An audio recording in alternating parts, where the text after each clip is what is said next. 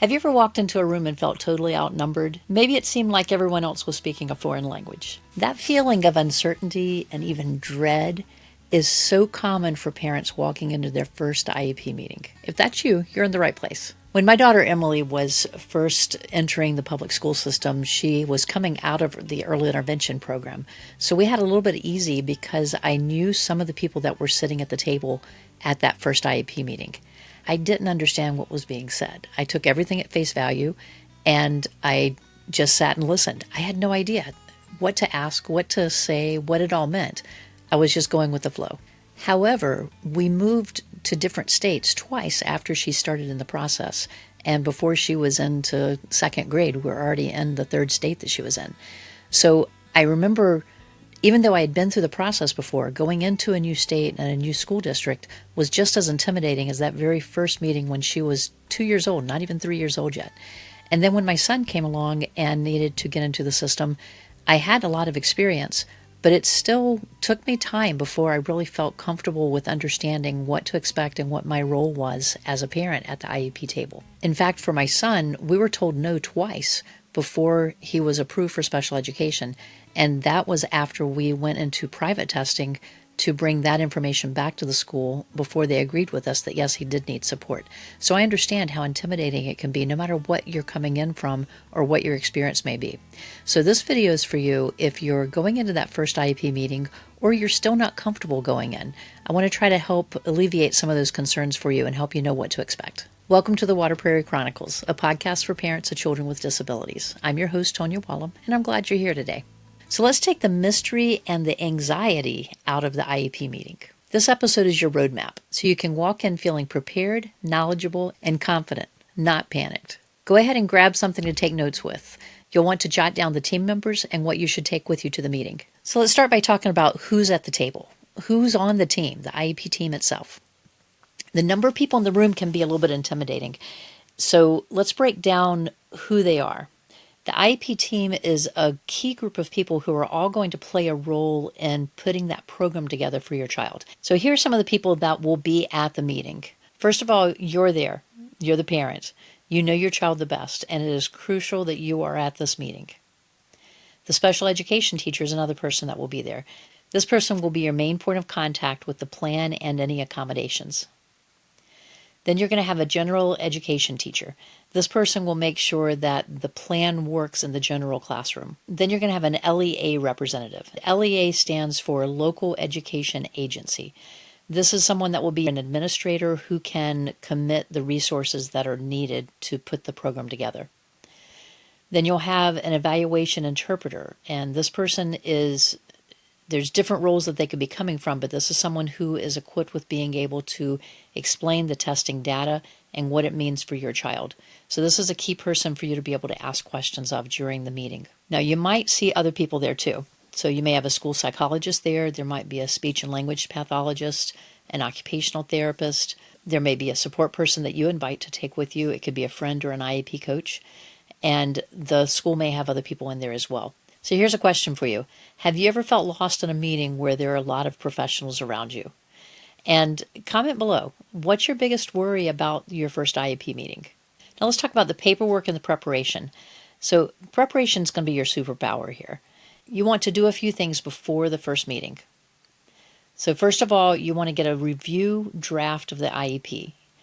If you get a draft, don't ignore it. You want to read this, highlight any confusing parts, circle the concerns that you have, highlight or circle the words that you don't understand, or if there are acronyms in there, there are going to be a lot, and if you don't know what they are, then circle and highlight those.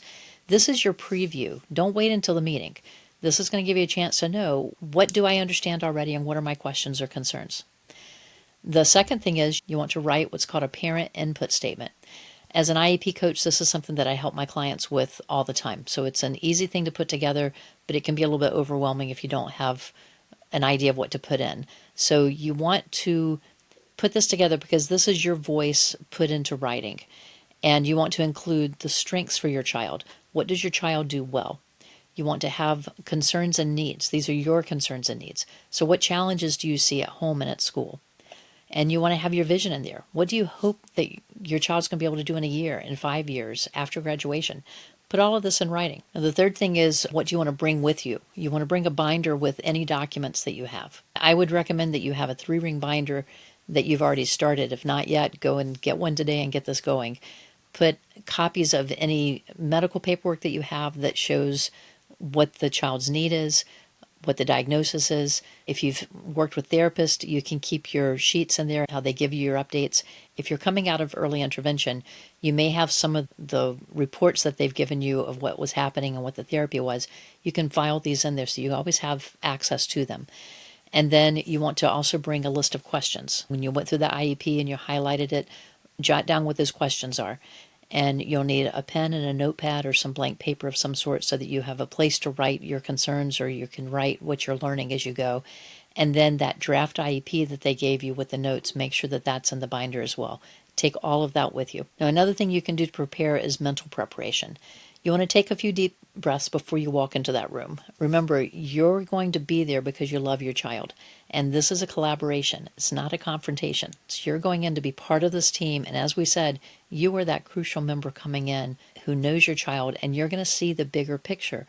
The school sees your child just during the school day. You see your child before school, during school, after school, at bedtime, at night, and on the weekends. So you're bringing in information that no one else knows. Now let's move on to the meeting itself. You've prepared, you took those deep breaths, you've walked into the door. What happens during the meeting itself? So knowing the flow can help you stay a little bit calm and to know when to ask questions. So first, you're going to have introductions and ground rules. Everyone's going to introduce themselves. They may pass around a paper where you're signing your role and your name for an attendance. You may not remember everyone specifically, but at least you'll have an idea of who's there, and feel free to jot down names as you're going. Then they're going to review the evaluation and present levels, and you'll see the letters PLAAFP. So the PLAAFP stands for present levels of academic achievement and functional performance. It's a lot of words, but it's just the present levels. Where are they right now? And this is going to be the heart of the IEP. It shows where your child is now based on the testing and the teacher feedback that they have. So this is where you're coming into the meeting from. You want to check this for accuracy. If this section seems off, the rest of the plan is going to be off too. So be listening, look at this. You should have it in writing, and it should have been in that draft that you had already, but this will be the next section they go to. Then they're going to move into the discussion of goals. The team is going to propose goals for your child, and these are what your child will be working toward in the next year. You want to make sure these are SMART goals. If you don't remember from back in school, SMART goals include that they are specific, they're measurable, they're attainable, they're relevant, and they're time-bound. As you're talking about the goals, you want to ask, how will you measure that, and how often will I get updates? And these are typical questions and things that you need to know so that you know how to understand what's happening with the goals for your child and how they're making progress.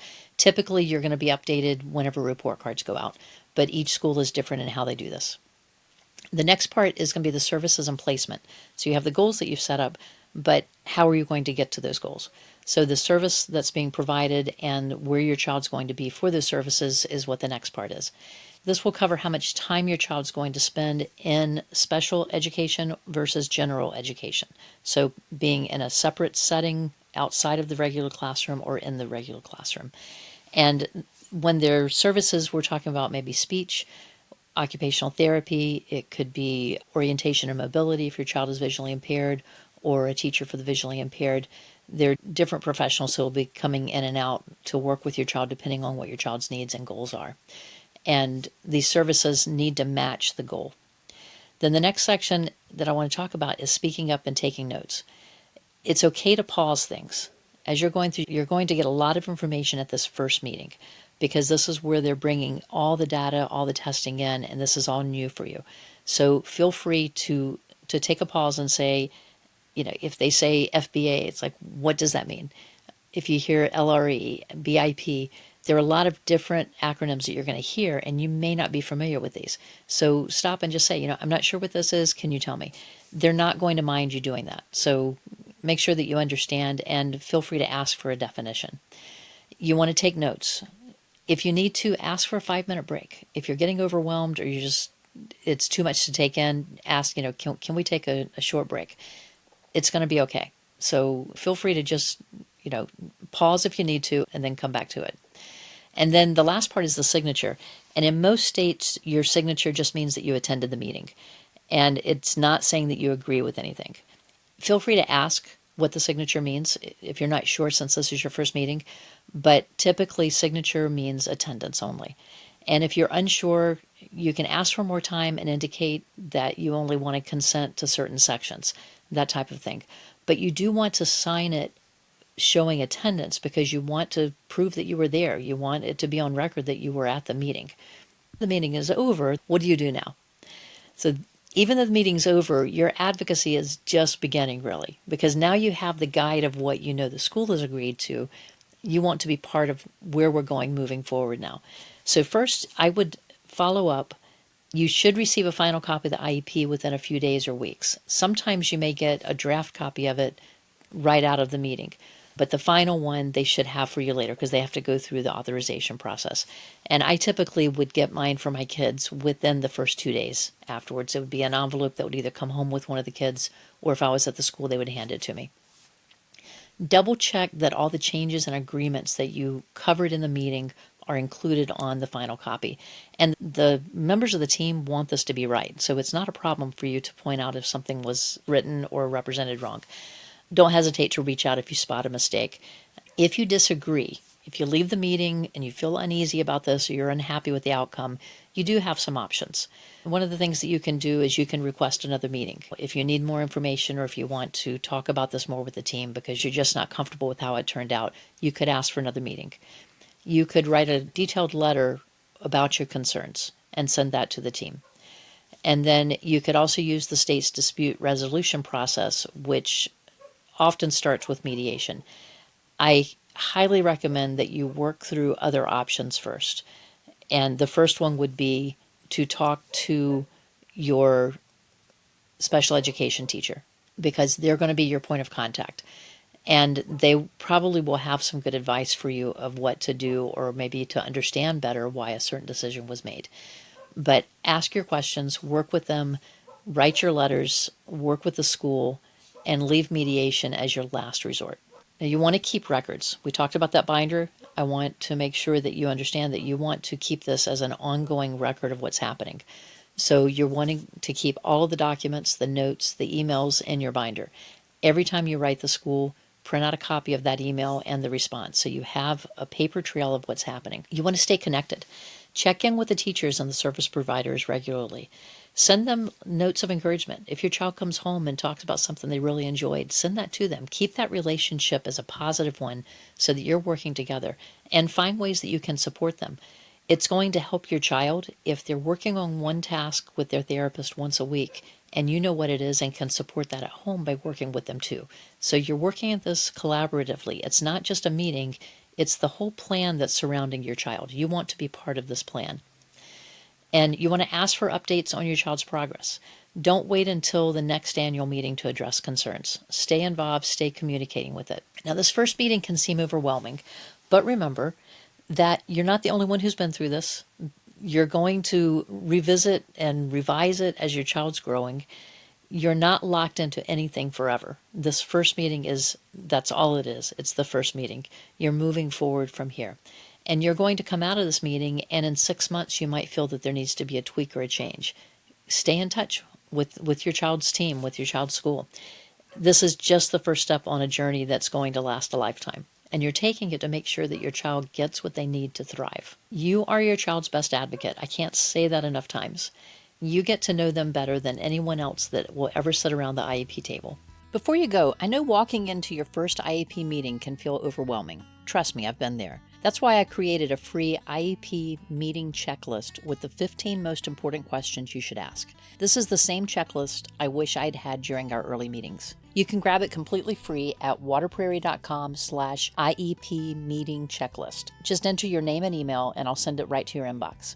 Print it out, bring it to your meeting, and feel confident knowing you're asking the right questions. The link is in the description below, and if this video helped you feel more prepared, please give it a thumbs up and subscribe for more special education tips. You've got this, and I'm here to help you along the way. I'll see you next time.